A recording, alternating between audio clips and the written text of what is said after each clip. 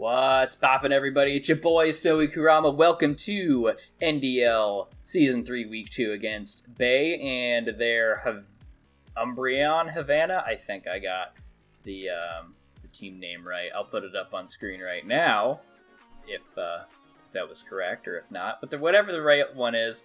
Anyway, we're playing them for Week 2. I believe they're a mod of the Draft League, if I remember correctly. So, we didn't do too hot the first week, hoping to bring it around this week. If you guys are enjoying this content, hit that like and that subscribe only if you want to. Definitely helps me out. Really like seeing those numbers go upwards.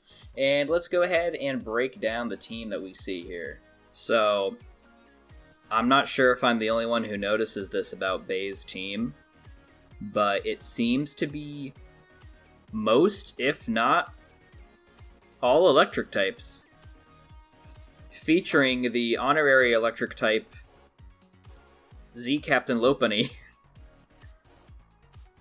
But even though they are rocking mono electric, it's not something to really scoff at. Zeraora is pretty strong and very fast with 143 base speed. Manectric doesn't have a lot of coverage, but its fire coverage is pretty good, and especially at that 135 base speed, it's very, very quick.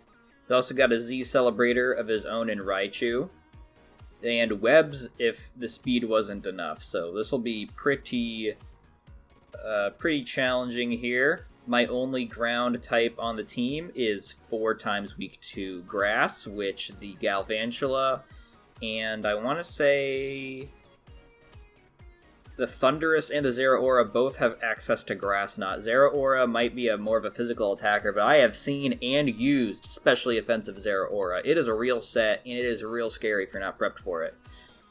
He's got one spinner, it looks like, in Morpeko. I want to say he's got some defoggers as well. Yeah, there's some defoggers. The only hazard setter on there is Sandy Shock, so if I could get rid of the Sandy Shocks with any of my ice attacks or even water, would do this thing in pretty well. There are some ground resistances, but all of those ground resistances are neutralized by rock moves, so Edgequake is pretty good into Bay's team. We'll just have to see if that strategy pans out. Let's go ahead and head into the builder. Up first on the team, of course, is Mega Swampert with the Bulk Up, Earthquake, Liquidation, and Rest. I figured that this specially defensive set would be pretty good, especially since a lot of the Pokemon on the opposing team are specially offensive. It might help take some Grass Knots too if we have enough HP, and Rest is a very good move to get recovery back. Unfortunately, we don't have access to Chesto Berry since we are holding a Mega Stone, because we have to, but this will still take some pretty good hits, and getting up some bulk ups will make sure this thing does not die. I'm excited to use this set. Up next is Electivire holding the Expert Belt with Earthquake, Ice Punch, Knockoff, and Rock Slide. This is the Edgequake strategy I was talking about earlier, and considering most of the team is electric, this Motor Drive ability will come into play. At least that's the hope. We have enough speed to outpace a Zeraora after a Motor Drive. Then the rest is in defense, because I think in HP, if it was put there, it'd be an even number. Yeah, I'm not a big fan of that, so I figured I'd just throw the rest in defense. Hopefully we can live a hit or two because of these additional EVs, but being Adamant Nature because of the speed investment is pretty good. Up next is Ribombee. We are using a support set Ribombee here, Reflect, Light Screen, U-Turn, and Aromatherapy. As I've been saying, this team is mostly electric, which means Thunder Wave. This guy probably has got all of the Thunder Wave Pokemon on the team, and will be able to mitigate the speed loss with Aromatherapy. U-Turn is obviously to get on out of there. We wanted enough speed to outpace the fastest thing that I could on the team, which is the Raichu. And then the rest of it is in defense after the HP investment. We got Heatran up next. I want to say this used to be Leafeon, since it resists electric, but I figured that I'd get more out of Heatran, especially since we have the Earth Power there that can potentially lower the SPDEF of any of the Pokemon coming in that would want to even try to take an Earth Power. And even if some of the Levitators come in, we have Magma Storm there, and the Toxic as well, because nobody really wants to be Toxic. And then Stealth Rock, just to whittle some stuff down. The Levitators definitely don't want to be Stealth Rocked, because they are all, aside from the Electros, weak to Rock. Citrus Berry is here to make sure that we can stay healthy, and I've got enough speed here for, I want to say more Pico. No, there's no way. No, it's a Raging Bolt. I have enough speed here for, I think, a max speed Raging Bolt. I need to double check my my calculations here. I think a min speed Raging Bolt.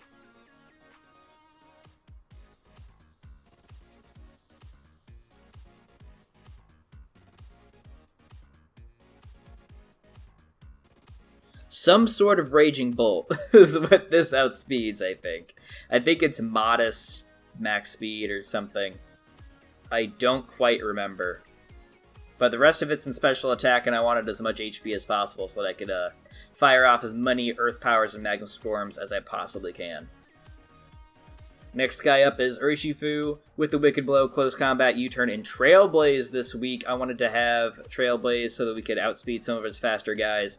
This speed stat, as we saw with Electivire, is enough to outpace Zeraora at +1 speed. We were able to make this thing not modest, Adamant Nature, and then the rest of it's in SPDEF. This thing there is going to be pretty dang great, because the only dark resist he's got is Morpeko. And Morpeko is a dark type, so we won't like Close Combat or even U-Turn. Protective Pads is here, of course, because there are a lot of static electric types on this team. We want to make sure we can stay away from that. Last but not least is Spectrier. I really didn't know what I wanted to put on this team in the last spot, so I figured that Spectrier would be a good Pokemon to slot in here. We have enough speed on this Scarfed Spectrier to outspeed Raichu without, or just in case, we get knocked. And then we were able to have a modest nature with then the rest of it in HP and then 4 in defense, because again, I like to keep an odd number of HP for rocks when I can. Shadow Ball and Draining Kiss are very good coverage. I mean, there's no Ghost Resist really on the team aside from Morpeko that we've said already, and Lopunny. And Draining Kiss at least takes care of one of those. Terra Blast will definitely do a good chunk into the Lopunny, as well as anything else that might want to come in. And then we have Willow, because he has a Zeraora, and having that thing weakened, or maybe even the Raichu after a +1 weakened, would be very, very nice to see. So that's the team. Let's go ahead and bring in Super Bench for the battle. Alright, here we are for the match. We see here in front of us that there is a Zeraora, a Thundi T, yes, Manectric, Raichu, Morpeko, and the Galvantula. So, a bunch of electric types. Surprise! Surprise! I am surprised, however, to not see more Levitators. I was expecting Rotom to maybe want to come in here and press Willow on my dude guy, Urshifu, or maybe even the Swampert, because those two, without any sort of burn, is going to be pretty hard for him to deal with, so it'll be very interesting to see exactly how he deals with that. What do you think about that, Bench? So, what's the leads, buddy? Electivire, Rabombi, Heatran, or Shifu, Spectrier. I think that's a Mega Swampert, if I remember. I'm hoping that this volume does not drown me out. I might have to just lower it a little bit. Oh, Speedy's here, too. That's probably going to be fine. I don't remember exactly what I led here. I want to say it was just straight up Rabombi so I could get up my webs ASAP. Not webs. Screens ASAP. Moves here? I believe that is what I wanted to do this time round. Let's see. Oh, did I get it? Did you get it? Because I didn't hear what he said that the lead was going to be for me. I was too busy skipping through. This is the beginning of his stream. You know, he's trying to say hi to everybody. Screening it up. Yes, sir. Setting up webs. See, now webs, that was not something that I thought of at all at the beginning.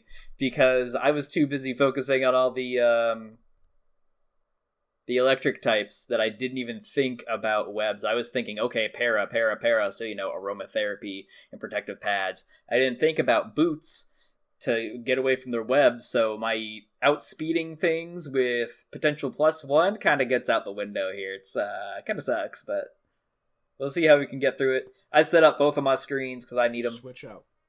We Sounds see a good. Volt Switcheroo out into the Manectric. This thing has some fire attack, so I want to get out of here. Into the Heatran. I do not trust my own speed stat because Manectric has the ability to get up to 405 once Mega evolves, so it's just better to switch out here under the Heatran, which is very bulky, as we will see here. Especially with the screen up. Overheat, don't even matter. Into the Heatran. Okay. Now I wanted to be... What is it? Flame Body for the Zeraora. Because that thing is a massive threat. So it's not Flash Fire, I guess? Yep, that's exactly what Interesting. Keep up, bench. It's what I just said. God. Magastorm into the Morpeko, doing a ton of damage, which means that Urshifu and Spectrier are free to just come in and start smacking. We love it. We love to see it around here. Morpeko. Okay. Hunger switching. Hunger switches. And we see Spectrier coming out because I figured... Why did I figure? What was I predicting here? I think I was just thinking that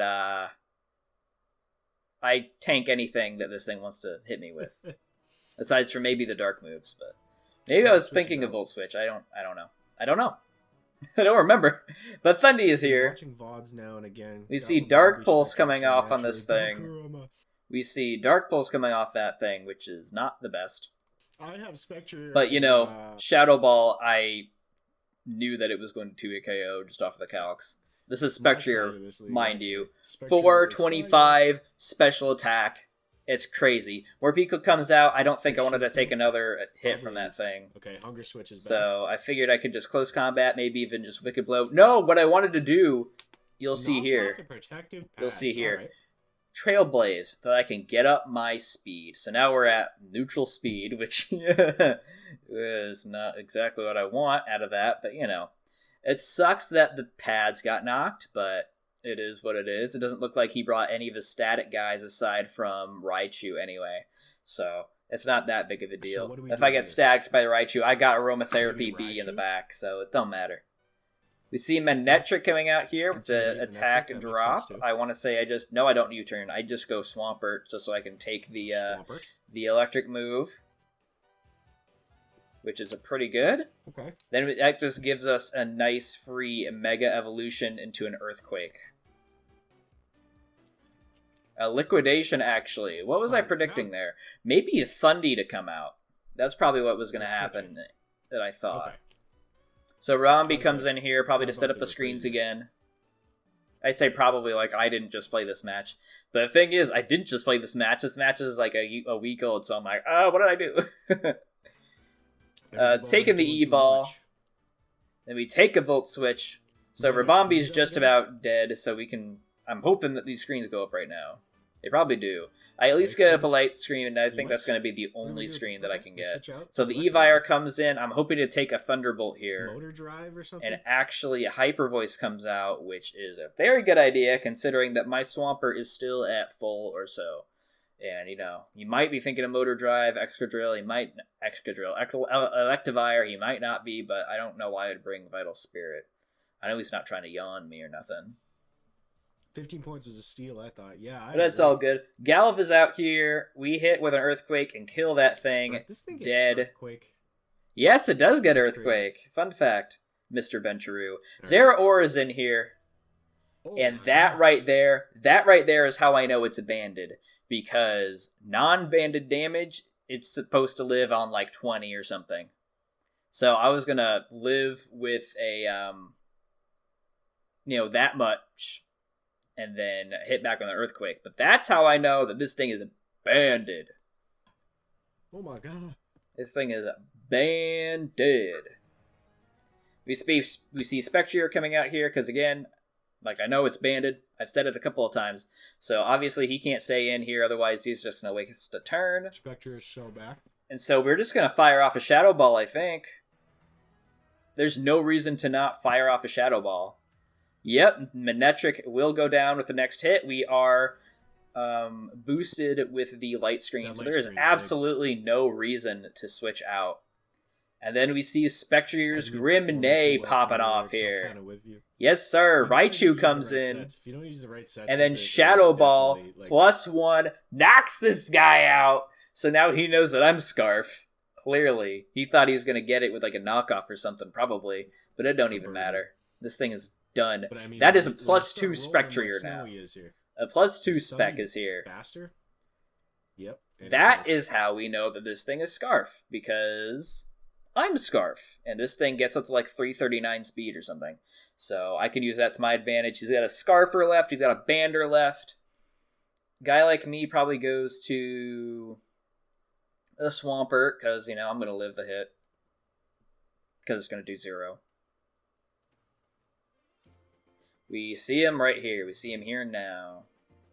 Let's see it, Swampert. And Thunderbolt comes off, of course, and we can hit him back with... okay, no, what I thought might happen is... you know, obviously you wouldn't want to go for the Thunderbolt. So I thought that he was just going to press the switch button. Okay. Clearly didn't. But it's okay, because now I can just push Liquidation. Must be, right? And that'll be a dead Thundy. I probably could have just cheesed him with bulk ups, but I didn't see a reason to do that.